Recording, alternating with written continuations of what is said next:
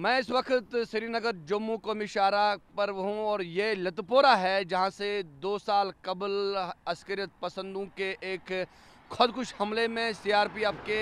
40 से ज़ायद जो नौजवान थे वो इस हमले में हलाक हुए थे, जब एक सुसाइड बॉम्बर जिसका ताल्लुक जैश मोहम्मद नामी तंजीम से बताया गया था, उसने अपनी गाड़ी को एक यहाँ जिसे जो कानवाई जा रही थी उसके साथ टकराया था और जिसके बाद सूरत हाल जो थी यहाँ पर एक क़यामत सुगरा बपा हुई थी। आपको बता दूँ, पुलवामा हमले के बाद हिंद पाक ममालिक के दरमियान जो थी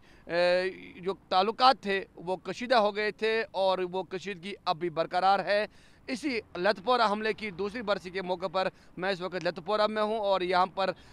कुछ इवेंट भी सीआरपीएफ की तरफ से मुनक़द होने वाले हैं जिनके बारे में हम आपको मज़ीद अपडेट देते रहेंगे। लेकिन फ़िलहाल मैं उस मकाम पर हूँ जहाँ पर वह हमला किया गया था और उस हमले की वजह से ये जो तातुल है वो तातुल अभी भी दोनों ममालिक के दरमियान बरकरार है। शबीर भट्ट, ETV भारत, लतपोरा, अवंतीपोरा।